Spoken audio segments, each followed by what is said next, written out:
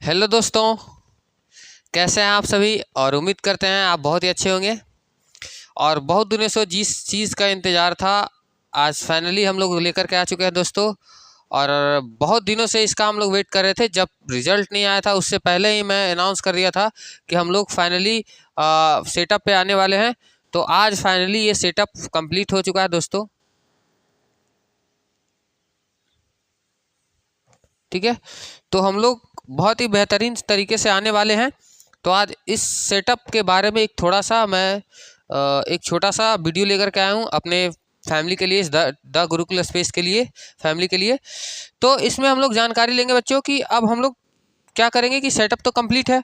अब बारी बारी से हम लोग क्या करेंगे, सिलेबस के ऊपर आएंगे और सारे टीचर आप लोगों को अपना अपना सिलेबस के बारे में बताएंगे। तो मैं साइंस पढ़ाता हूँ, तो अपना साइंस का एक छोटा सा लेक्चर लेकर आया हूँ। और इस लेक्चर में अपना सेटअप और ये मेरा सिलेबस के बारे में और क्या वेटेज रहता है इसका आखिर बिहार बोर्ड में, और क्या क्या क्वेश्चंस कैसे कैसे आते हैं, तो इसके बारे में थोड़ा सा जान लेंगे। उसके बाद हम लोग पूरी अच्छे तरीके से एकदम मजबूत तरीके से आएंगे सिलेबस के ऊपर। तो चलिए दोस्तों, मैं अपना सिलेबस के ऊपर आता हूँ। अगर बात करें एनसीईआरटी का, देखो जो कुछ भी यहाँ रहेगा आप लोगों के सामने, जो कुछ भी दिखेगा मैं लेकर के आऊँगा, वो सारा एनसीईआरटी से लिया हुआ रहेगा। ठीक है दोस्तों, तो हम लोग उसी को फॉलो करते हुए चलेंगे। तो चलिए हम लोग बात करते हैं सबसे पहला भाग, जिसको हम लोग बोलते हैं, क्या बोलते हैं, अगर एनसीईआरटी की बात करें तो सबसे पहला भाग एनसीईआरटी का रसायन विज्ञान है। क्या है बच्चों? रसायन विज्ञान। ठीक है, तो इसका हम लोग बात करते हैं इस पेपर में इसका क्या वेटेज रहता है।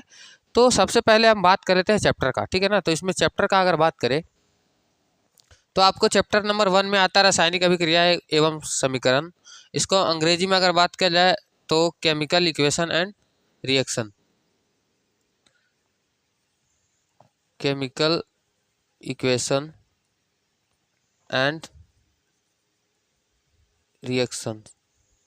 ठीक है, उसके बाद आपका क्या है छोटू, अम्ल, क्षार और लवण, एसिड, बेस एंड सॉल्ट। उसके बाद है आपका धातु और अधातु। उसके बाद है आपका कार्बन और उसके यौगिक। मैं थोड़ा सा पेन चेंज कर लेता हूँ। ठीक है, और उसके बाद है तत्वों का आवर्ती वर्गीकरण। ठीक है ना, तो अगर बात करें भाग बाई भाग को हम लोग डिस्कस करेंगे और किस चैप्टर में क्या वेटेज रहता है, तो हम लोग सभी को देखेंगे एक एक करके। ठीक है छोटू, तो चलिए हम आते हैं चैप्टर वाइज वेटेज के ऊपर कि क्या वेटेज रहता है और कौन से चैप्टर से।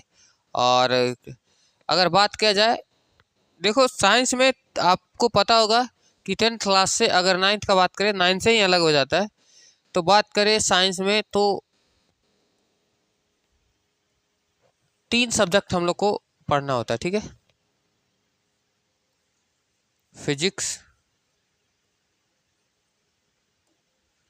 भौतिकी जिसको बोलते हैं, ठीक है, एक होता है केमिस्ट्री, इसको बोलते हैं रसायन शास्त्र। ठीक है छोटू, और एक रहा आपका बायोलॉजी।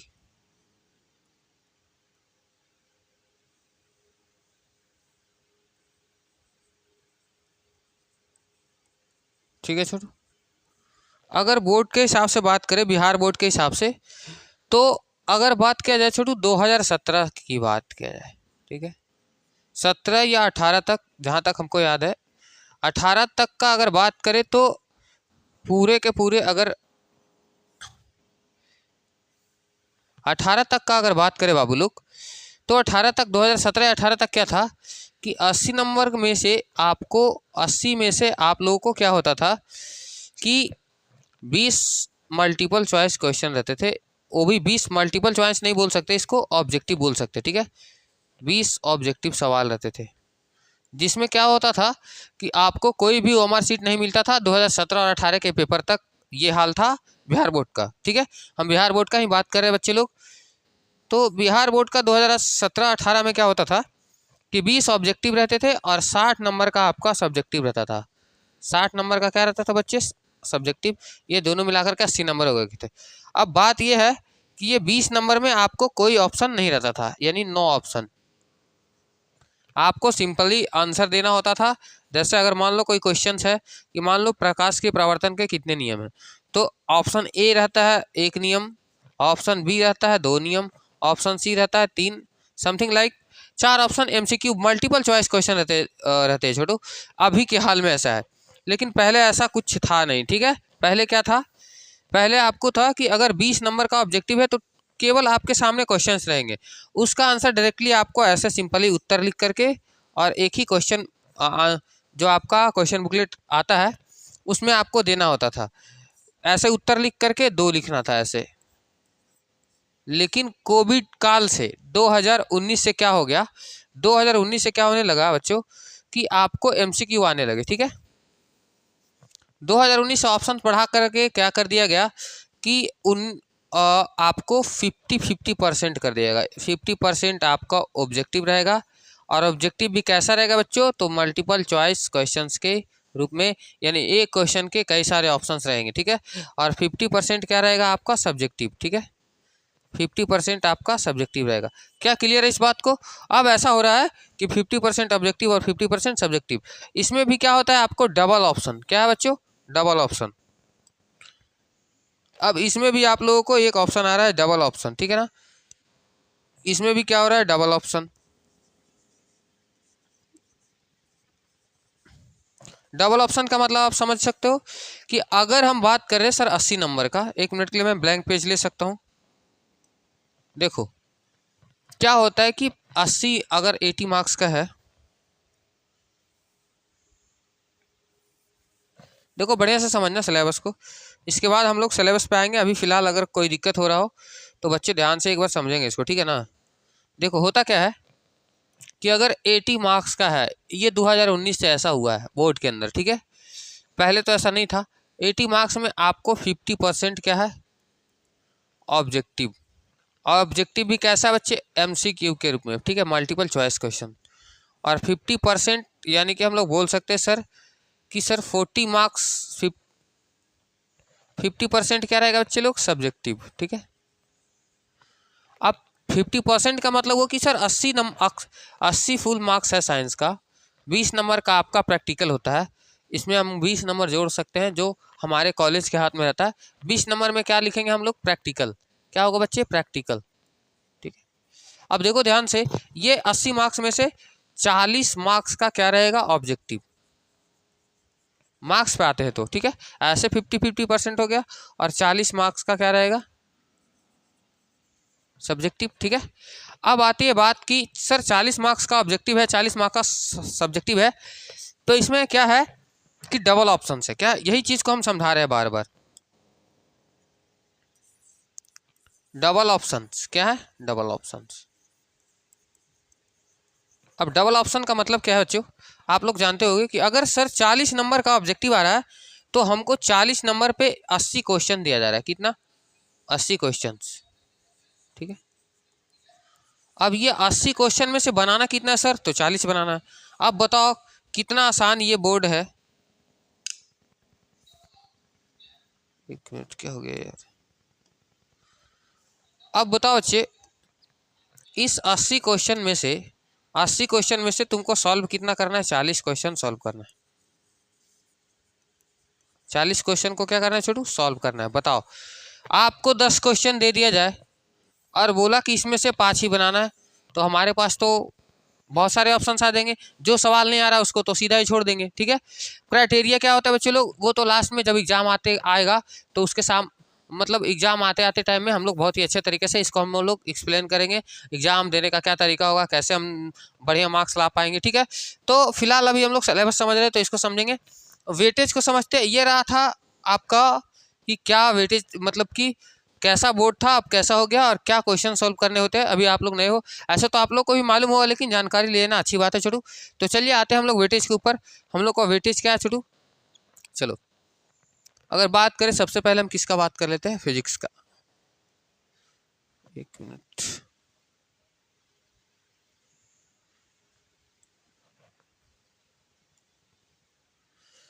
चलिए भाई सबसे पहले हम लोग बात करते हैं केमिस्ट्री का। ठीक है, एनसीईआरटी में अगर बात किया जाए छोटू, तो एनसीईआरटी में केमिस्ट्री का अगर बात किया जाए तो सबसे पहले केमिस्ट्री ही दिया जाता है।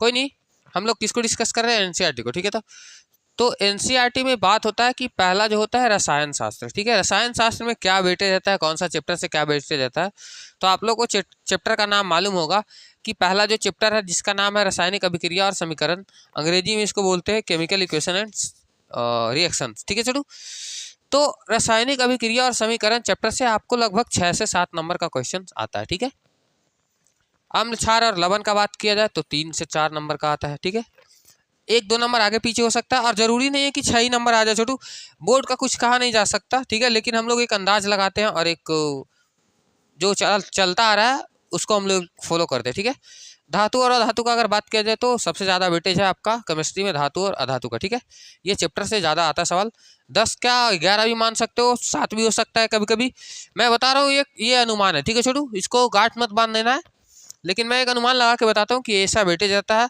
और इसके हिसाब से आप लोगों को 80 नंबर बन जाता है सवाल। ठीक है, अगर कार्बन और उसके यौगिक का बात करें, कार्बन एंड इट्स कंपाउंड का, तो 6 नंबर का सवाल आता है।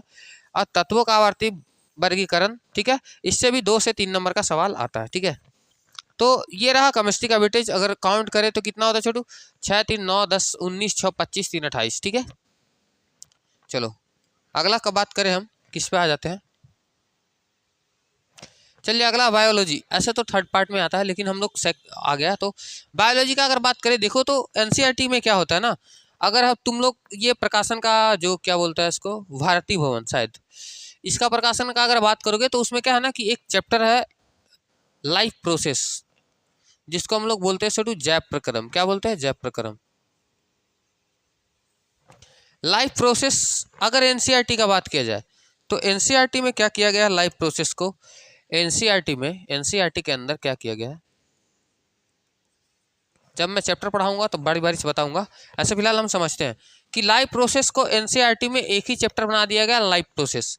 ऐसे होता है, ये रियल मीन्स इसका यही होता है। लाइफ प्रोसेस के अंदर आपको क्या होता है, आपको सबसे पहला चैप्टर पढ़ना होता है न्यूट्रिशन, जिसको हम लोग बोलते हैं पोषण। ठीक है, ठीक है, हिंदी में इसको क्या बोलते हैं बच्चे, पोषण। ठीक है ना, पोषण होता है, फिर आपका श्वसन होता है। ठीक है, चलो हिंदी थोड़ा सा लिख देते हैं, श्वसन होता है, उसके बाद आपका होता है श्वसन हो गया छोटू, उसके बाद होता है परिवहन। ठीक है, और एक चैप्टर होता है उत्सर्जन।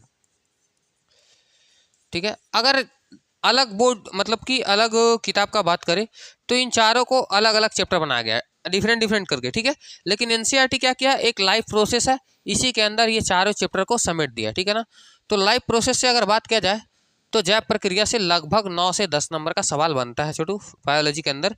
ये थोड़ा सा मतलब कि अगर बात किया जाए तो लॉन्ग चैप्टर है। ठीक है, इसके अंदर बहुत सारा उत्सर्जन आता है, परिवहन, श्वसन, न्यूट्रिशन मतलब पोषण। ठीक है, ये सही बातें हैं। और एक चैप्टर है नियंत्रण और समन्वय, इससे भी 5 से 6 नंबर का सवाल बनता है।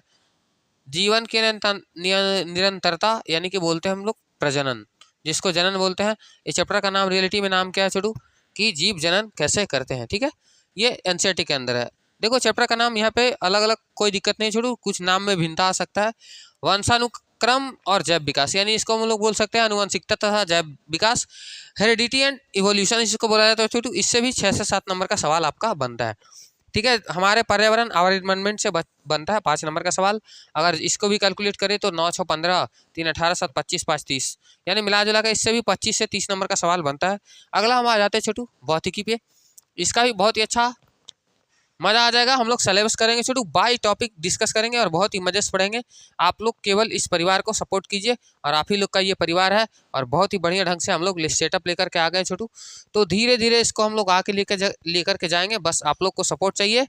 और जहाँ कहीं भी दिक्कत हो छोटू, बिल्कुल हम लोग पर्सनली आप लोग को गाइड करेंगे, कोई प्रॉब्लम लेने का नहीं है।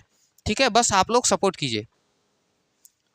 चलिए अगर बात करें फिजिक्स का, देखो चैप्टर का नाम आगे पीछे हो सकता है और नाम में थोड़ा सा चेंजेस आ सकता है, कोई दिक्कत नहीं, मैं बता दूंगा बढ़िया तरीके से, आपको बुरा नहीं मानना। ठीक है, विद्युत धारा एक चैप्टर होता है जिसको हम लोग बोलते हैं इलेक्ट्रिक करंट, उससे आपका 7 नंबर 6 से 7 नंबर का वेटेज बनता है।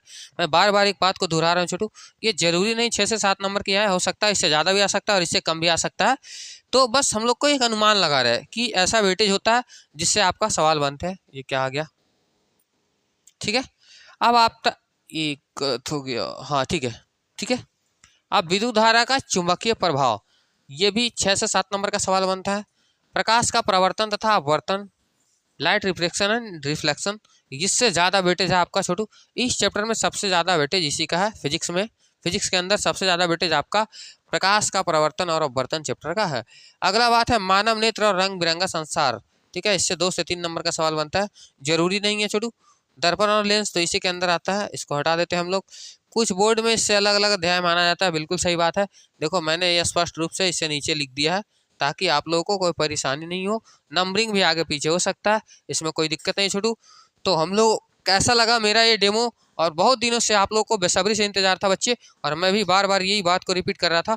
मेरा जो सेटअप था वो थोड़ा सा एक जगह से दूसरी जगह हो गया, इसके कारण हम लोगों को सेटअप में थोड़ा देरी हुआ है। ठीक है, तो जगह परिवर्तन होने में बहुत समय लग जाता है और बहुत सारा चीज़ों को लेकर के आना पड़ता है, क्योंकि ऑफलाइन भी क्लासेस चलती हैं। तो इस सभी चीज़ों को ध्यान में रखते हुए छोड़ू, थोड़ा सा टाइम लग गया, इसके लिए मैं माफ़ी चाहूँगा। तो अब हम लोग बेहतरीन तरीक़ा से आएंगे, अब आप लोग सपोर्ट कीजिए। ये रहा मेरा एक छोटा सा डेमो। मैं साइंस पढ़ाता हूँ, मेरा नाम है सनी। तो चलिए छोटू, मिलते हैं द गुरुकुल स्पेस फैमिली में फिर से एक बार, और आप लोग सपोर्ट करते रहिए। तब तक के लिए सभी को जय हिंद।